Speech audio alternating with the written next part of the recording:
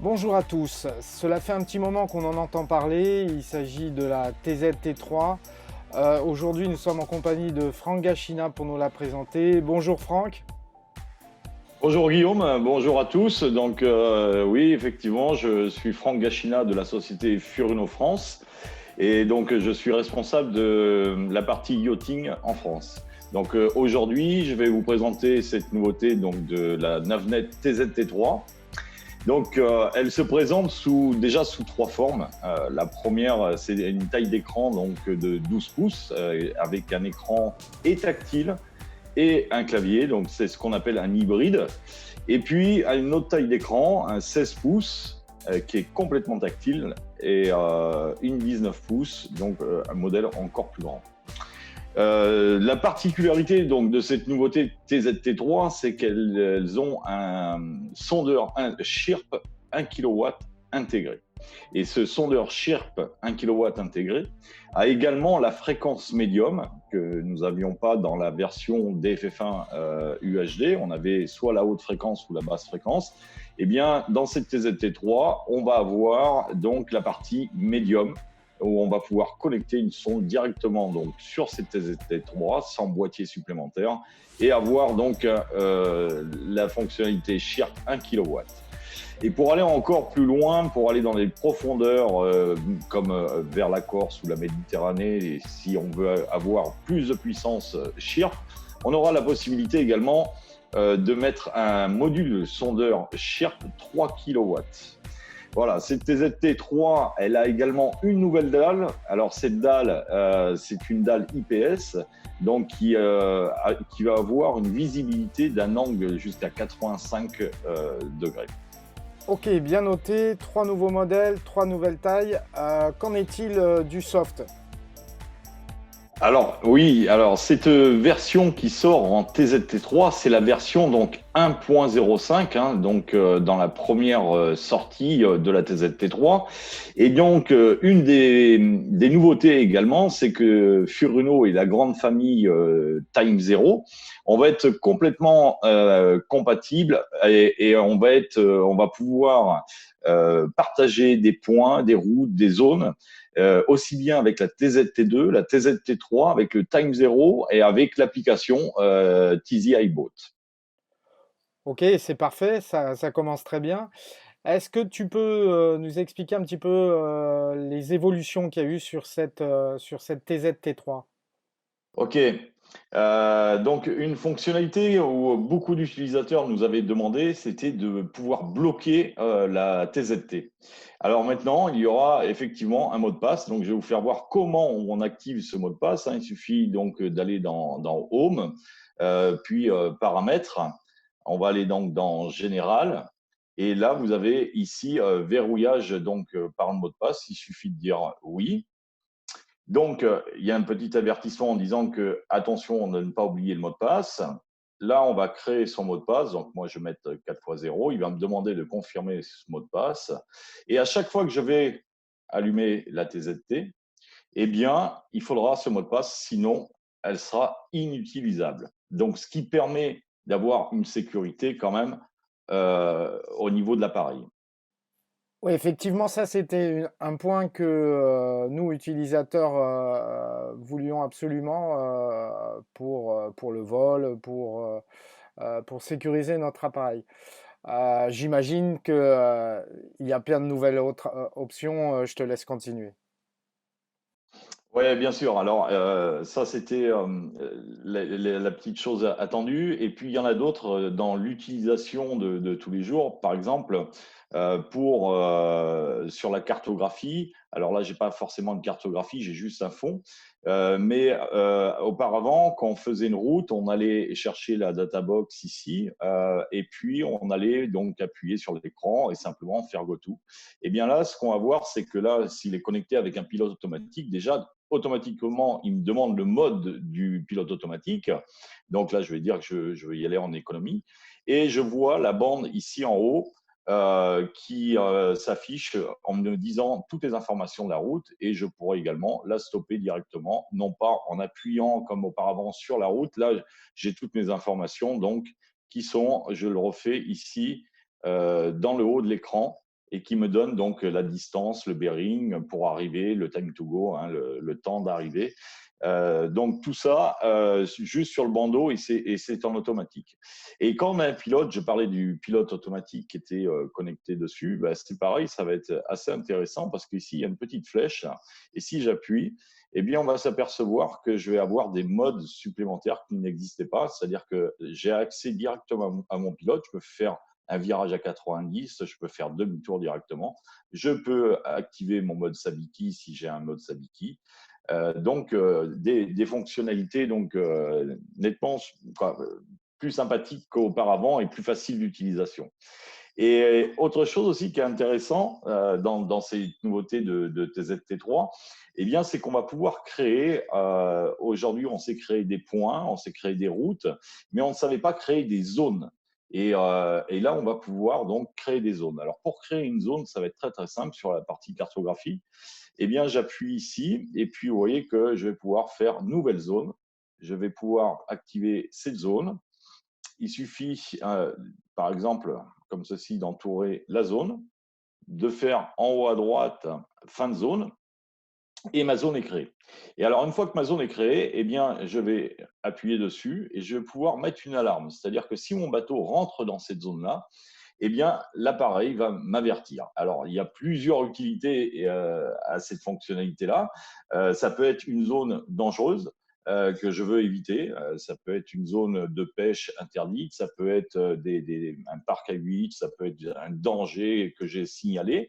Ou ça peut être également une zone sur laquelle je veux arriver et j'ai envie d'être averti dès que j'arrive dans cette zone-là.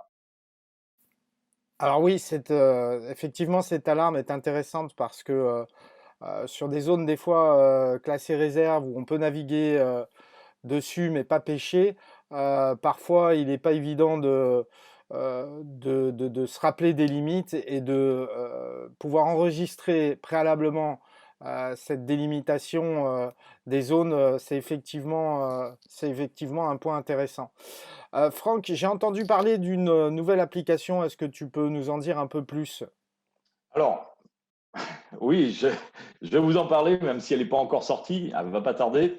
Ça s'appelle la TZ First Mate et donc cette nouvelle appli, parce que je ne vous ai pas dit que déjà la TZT3 va conserver toutes les applis qui existaient, hein, aussi bien le viewer, le remote control, tout ça. C'est la même chose que pour la TZT2, on va pouvoir s'en servir avec la TZT3. Et une nouvelle application qui va sortir, donc la TZ First Mate, qui va nous servir à une fonctionnalité qu'on appelle chez Furino Catch. Alors Catch, c'est quoi? Eh bien, on est en train de pêcher, on a pêché un beau poisson, et souvent on a envie de le marquer. Alors on va le marquer soit avec un waypoint, soit on va pouvoir le marquer d'une façon un peu différente.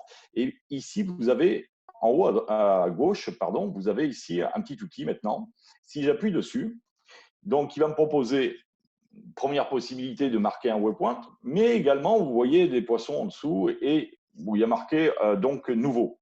Imaginons que j'ai pêché un bar de 60 cm et qui fasse 2 kg, eh bien je vais pouvoir lui marquer l'espèce donc que j'ai pêché.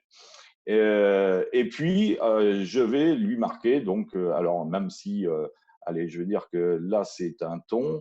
Donc, mon thon, il faisait 1,20 m et il faisait au niveau poids, donc 60 kg. Et là, j'ai mon thon qui est marqué sur ma cartographie. Et l'application, elle sert à quoi? Parce que là, pour le moment, j'ai parlé simplement de la TZT, ce qu'on pouvait faire directement sur la TZT.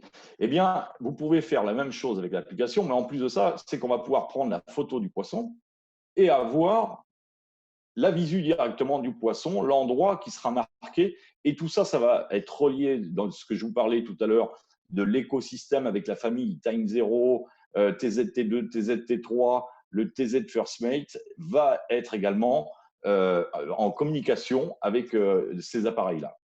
Alors, quand on a fait des prises et quand on a pris des photos, quand on a vu nos poissons, on a un moyen très très simple également de les retrouver. Il suffit d'appuyer sur Home d'aller dans liste ici. Et ici, on voit maintenant, par exemple, toutes les photos que j'ai prises avec mon catch. Eh bien, je vais avoir les photos de mes poissons, la position, et je vais vite retrouver. Et pareil pour mes prises, donc les prises que j'ai faites à bord, eh bien, par exemple, j'aurai donc toutes mes prises qui sont sur un listing. Oui, alors je viens de voir sur les fenêtres d'infos, apparemment il y a encore des nouveautés aussi dans les informations et dans les options. Oui, oui, oui, des nouveautés. Donc, on va les voir en fonction de l'affichage. Donc là, on est sur la partie cartographie. On voit qu'on a un onglet qui s'appelle Data en bas et également un onglet qui s'appelle Route. Donc ça, on verra qu'en fonction de la page sur laquelle on est, cet onglet Route changera. Et on verra ça un petit peu plus tard tout à l'heure. Mais on voit que sur l'appareil, donc on a cette partie data d'information et on a également la partie échelle ici. Eh bien, cette partie-là, on va pouvoir tout simplement, je vais vous faire voir ça en appuyant sur Général ici, eh bien, on va pouvoir soit le diminuer, soit l'augmenter. Donc, le diminuer, ben, quand on a un écran 12 pouces ou 16 pouces et qu'on a besoin d'avoir plusieurs affichages, il est intéressant de pouvoir diminuer. Donc là, je vais vous le mettre en plus petit. Vous voyez que la fenêtre vient de changer, elle est réduite et également l'échelle sur l'échelle donc de zoom qui s'est réduite ici. Donc on va pouvoir diminuer et gagner de l'espace donc sur son espace de travail. On a aussi une nouveauté, une autre nouveauté. Quand j'appuie sur l'écran pour avoir la fenêtre, pour savoir si je veux faire un nouveau point, go to, une nouvelle route, une nouvelle zone, pour avoir les infos de marée, eh bien cette fenêtre maintenant est en temps réglable. C'est-à-dire qu'avant, soit c'était trop rapide, j'avais pas le temps ça disparaissait comme ça vient de le faire à l'instant, j'avais pas le temps de savoir mon choix exactement. Et bien là, en allant dans Home, toujours paramètres général, vous avez un réglage ici qui s'appelle masquage interface utilisateur et qui est réglable de 3 secondes à 15 secondes. Donc, c'est l'affichage. C'est-à-dire que si je mets que 3 secondes ici, quand je vais appuyer donc, sur mon écran, eh bien, la fenêtre, on va compter jusqu'à 3, elle va disparaître de suite. Voilà. Donc, ça évite aussi que ça reste trop longtemps et donc on adapte en fonction de l'utilisateur. Alors également, une chose qu'on va pouvoir faire maintenant avec la TZT3, c'est un partage de 4 affichages donc sur le même écran donc de la TZT. Je vais vous faire voir de suite comment on fait ça, c'est très simple. Donc on va appuyer sur le bouton Home ici, on va aller chercher donc le petit plus. Et là sur la gauche, vous voyez maintenant, vous avez jusqu'à 4 fenêtres. Donc vous prenez ces 4 fenêtres et puis là, on va créer notre page comme on faisait auparavant, mais on n'avait pas la possibilité d'avoir ces 4 fenêtres. Donc là, j'ai mis par exemple la cartographie. Ici en haut, je vais mettre la caméra. Et puis, je vais mettre mon sondeur DFF1 UHD parce que j'ai mon DFF1 UHD. Et j'ai également un DFF 3D. Donc, je vais mettre l'historique du DFF 3D. Et là, je viens de créer tout simplement, facilement, mon partage d'écran en 4. Donc, qu'est-ce que je vois? Je vois que j'ai ma cartographie et j'ai besoin d'intervenir à ce moment-là sur la cartographie. Alors, comme c'est un peu petit, je peux effectivement zoomer comme ceci, mais c'est un peu petit. Eh bien, il y a une nouvelle fonctionnalité avec 2 doigts sur l'écran en cours, c'est-à-dire que je fais un 2 doigts comme ceci, et là, l'écran passe en pleine page. Et là, je vais pouvoir également retravailler comme si j'avais créé simplement ma page uniquement de cartographie. Mais derrière ça, si je refais un appui avec 2 doigts, comme ceci, eh bien, on repasse en écran partagé par 4. Alors, il y a une deuxième fonctionnalité également, c'est qu'auparavant, quand on servait de cette fonctionnalité 2 doigts sur l'écran, on pouvait faire des captures d'image. Donc, du coup, le fait de passer de petit écran à grand écran, eh bien, il y a une possibilité de faire une capture d'image en faisant 2 doigts toujours, mais en appuyant. Et là, je viens de faire donc une capture d'écran. Ok, très bien.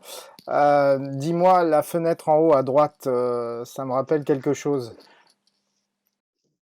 Oui, alors, Bien vu, Guillaume. Oui, tout à fait. C'est donc Time Zero, donc via un PC connecté sur la TZT3. Alors pour la 16 pouces et la 19 pouces, qui ont aujourd'hui une entrée HDMI. Et en plus de l'entrée HDMI, elles ont un contrôle avec l'USB. Donc je vous fais voir comment ça se passe. C'est-à-dire que là, si je veux passer en plein écran, je vais même créer ma fenêtre directement avec la vidéo. Et là, je vais avoir mon PC en pleine page. C'est-à-dire que je me retrouve avec un time zero sur lequel j'utilise sur ma TZT3. Et donc, j'ai un écran qui est étanche, plein soleil, et je vais pouvoir utiliser mon Maxi Time Zero donc pour des embarcations style semi-rigide ou autre, où il n'était pas facile de mettre un écran et un PC. Ben là, on peut mettre simplement un PC portable à l'abri. On le connecte à la TZT3 avec un câble HDMI et un câble USB. Et pourquoi le câble USB? Parce que je vais pouvoir prendre carrément le contrôle donc, de mon Maxi. Je vais même pouvoir, par exemple, si je veux télécharger ma météo, je vais pouvoir télécharger ma météo. Je vais pouvoir faire tout ce que je fais avec un PC.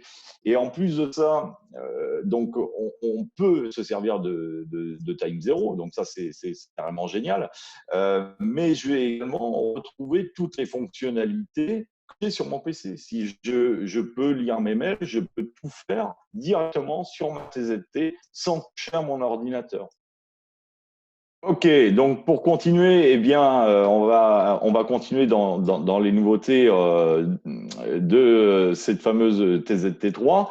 Alors là, je vais prendre l'écran sondeur. Alors dans l'écran sondeur, tout à l'heure, je vous parlais de la boîte data. Et bien dans la boîte data, si on regarde bien ici en bas, vous avez marqué Fish Finder. Et donc, on va pouvoir aussi bien avoir les datas avec son pilote et les informations, mais également dans Fish Finder, on va pouvoir retrouver tout de suite maintenant le contrôle du gain basse fréquence ou haute fréquence, le contrôle du clutter. Donc ça, c'est bien. On peut passer soit en automatique directement via cette fenêtre ou en mode manuel, donc pour tout ce qui est réglage. Et la grande nouveauté, c'est d'avoir un menu en accès direct, c'est-à-dire qu'avec la gestuelle du bas vers le centre de l'écran, eh bien, de suite, je me retrouve avec mon menu sondeur. Donc, mon menu sondeur qui s'efface là très rapidement parce que j'ai fait les réglages pour 3 secondes tout à l'heure, alors que j'aurais dû le laisser en 15. Donc, je vais avoir la source sondeur sur laquelle je vais pouvoir le régler. Donc là, déjà, je vais aller modifier parce que c'est 5 secondes, c'est un peu court, c'est 3 secondes, pardon. Donc là, je vais changer et mettre 15 secondes. Voilà. Donc ça sert pour ce menu-là également. Donc je vais pouvoir changer ma source sondeur parce que je vous ai expliqué qu'il y avait un sondeur 1 kW Chirp intégré. Mais il est possible d'avoir également un DFF1 UHD de connecté et c'est là, sur la source, que je vais choisir l'un ou l'autre. Donc, j'ai pas besoin d'aller dans le menu, d'aller dans Home, Paramètres, Sondeur. Je fais simplement la gestuelle du bas vers le centre de l'écran et je vais avoir donc de suite l'accès sur ça. Je vois également que j'ai l'accès donc de l'avance-image, je vois que j'ai l'accès de la ligne blanche. Hein, donc, si on regarde ici, on voit bien la ligne blanche en bas du sondeur hein, qui détermine donc le fond et les poissons, mais je vais pouvoir augmenter cette ligne blanche comme vous venez de voir. Ici, je viens de passer à 6 et de suite, on a cet accès-là. Pareil pour le clutter. Alors, si on regarde mon image sondeur qui est un petit peu chargée, eh bien, je vais pouvoir modifier mon clutter. Et là, habituellement, il aurait fallu que je rentre dans mon menu sondeur alors que j'ai mon accès directement ici. Et j'ai quand même ici le réglage tout en bas sondeur où là, je peux rentrer directement pour aller changer mon TVG ou autre sans repasser par Home. Si j'appuie sur cette appli-là, j'arrive directement sur mon menu sondeur.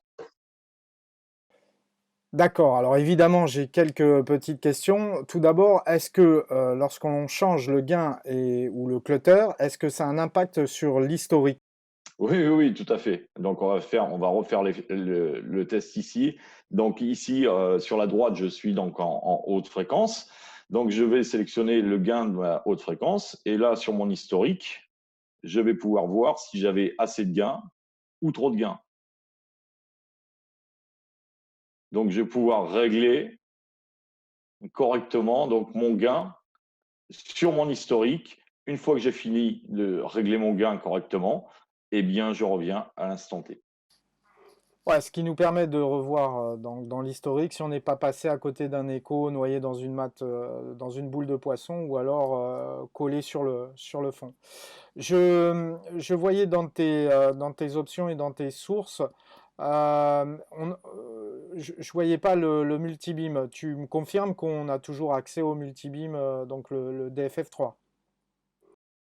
Absolument, absolument. Pour le DFF3, on a toujours le multibeam, hein. Donc ça, il suffit ici, vous l'avez. Donc vous avez aussi bien l'historique que euh, les, les trois sondes, hein, donc la centrale, bâbord et tribord, sans aucun problème. Ou l'historique directement du DFF3. Ok, en te voyant manipuler, j'ai remarqué quelques changements au niveau des fenêtres. Tu me confirmes? Oui, oui, oui, il y a eu absolument des changements, hein. On a vu déjà que sur la fenêtre qui est affichée ici, la data box, on pouvait l'agrandir, la diminuer, hein, au niveau de la taille. Donc effectivement, la fenêtre du bas vers le centre dépend de l'affichage, hein. Comme là, ben, ça me parle que du sondeur. On a toujours notre fenêtre ici de la droite vers le centre de l'écran qui va nous servir. Donc ça, c'est des outils qui vont nous servir pour enregistrer la trace, par exemple, pour entrer une position, pour démarrer la navigation si j'ai fait une route, pour avoir un outil de distance, également pour afficher les marées. Et une autre fenêtre toute nouvelle, par contre, c'est celle du haut vers le centre de l'écran, donc celle-ci. Donc là, vous voyez que j'ai déjà préprogrammé trois fenêtres, hein, la cartographie, l'historique donc en deux du 3D, mon sondeur. Eh bien, si je veux créer une autre fenêtre, ça va être très simple. Là, je vais appuyer sur Home. Je vais aller, par exemple, dans mon plus ici. Je vais choisir mes quatre fenêtres avec ici, donc la carto, ici, la caméra. Alors, la caméra qui est branchée via, bien évidemment, mon Maxi. L'historique, par exemple, voilà, hein, je crée cette fenêtre. Et cette fenêtre, une fois qu'elle va être créée, eh bien, je vais pouvoir l'enregistrer sur cette gestuelle. Donc, je dis là, je reste appuyé sur le 4 et voilà, je viens d'enregistrer donc ma fenêtre en 4. C'est-à-dire que mon affichage, comme je le veux, il sera toujours sur la fenêtre 4. Alors, on a vu la cartographie, le sondeur, le DFF3. Est-ce qu'au niveau du radar, il y a aussi des changements? Alors oui, tout à fait, il y a une nouveauté. On va passer de suite donc sur l'affichage radar. Alors, comme dans les autres applications maintenant sur la TZT3, hein, j'ai cette gestuelle donc, qui me permet d'avoir le menu d'accès direct à mon radar. Et dans les radars donc NXT de chez Furuno, on a deux options qui sont assez sympathiques, qui sont donc le Target Analyzer et le mode oiseau. Le target analyzer, c'est quoi? Le target analyzer, ça permet de naviguer en toute sécurité. C'est-à-dire que mon radar m'affiche les échos ici en vert et les cibles qui sont dangereuses vont être en rouge ici. Donc ça me permet d'un seul coup d'œil de savoir qui est dangereux ou pas dangereux. Donc ça, c'est calculé automatiquement via un calcul Doppler. Et donc, je suis carrément en sécurité à voir si c'est une cible dangereuse ou pas dangereuse. Ça, c'est la première des choses. Sauf que dans les anciennes versions, je ne savais pas dans quel mode j'étais. Si j'étais en mode oiseau ou si j'étais en mode target analyzer. Et ici, la nouveauté, elle est là, c'est que vous avez ici un petit icône, je ne sais pas si vous le voyez, donc de savoir dans quel mode on se trouve. Donc, si je me mets, par exemple, en target analyzer off et que je me mets en mode simplement oiseau, eh bien, j'ai des petits oiseaux ici qui s'affichent. Et là, je sais très bien que donc mon radar ne travaille plus donc en mode sécurité. Il travaille pour chercher les oiseaux pour ma pêche. Bon, j'imagine que nous allons pas pouvoir tout énumérer dans les nouvelles fonctions de cette TZT3. Si je récapitule sur ce qu'on a vu, plus puissant, meilleure qualité d'image, facilité de branchement au niveau des sorties HDMI in et out. Si par exemple je prends le cas du pêcheur ou de l'utilisateur qui a une TZT2, un DFF1 et une B265, demain s'il veut acquérir une TZT3, il n'a plus qu'à brancher cette nouvelle TZT3 en remplacement de la TZT2 sur le hub, brancher l'HDMI éventuellement sur son ordinateur avec le câble USB et le tour est joué. Absolument, absolument. Donc, petit détail que j'ai oublié également, il y a deux prises de réseau maintenant sur la TZT3. Donc, ça permet de ne pas mettre un hub, hein, parce qu'auparavant, on était obligé de mettre un hub. Donc là, il y a deux prises réseau. Donc ça, c'est assez intéressant aussi. Mais oui, on peut connecter à la fois et un DFF1 UHD pour la personne qui l'aurait déjà, ou pour plein d'autres raisons, et un DFF 3D, sachant qu'il y a quand même un sondeur Chirp 1 kW intégré à cette TZT3. D'accord, mais dans ce cas précis, c'est indépendamment du DFF1. Il pourra mettre une autre sonde directement sur la TZT3. Oui, on pourra mettre une autre sonde et notamment, par exemple, pour la personne qui voudrait travailler sur de la fréquence médium, maintenant on pourra, effectivement. Voilà. Eh bien, merci beaucoup, Franck, pour tous ces éclaircissements. Je suis sûr que nous reviendrons sur les performances de cette formidable machine. En attendant, je te dis à bientôt et te remercie encore. À bientôt, Franck. À très bientôt, Guillaume. Merci à tous.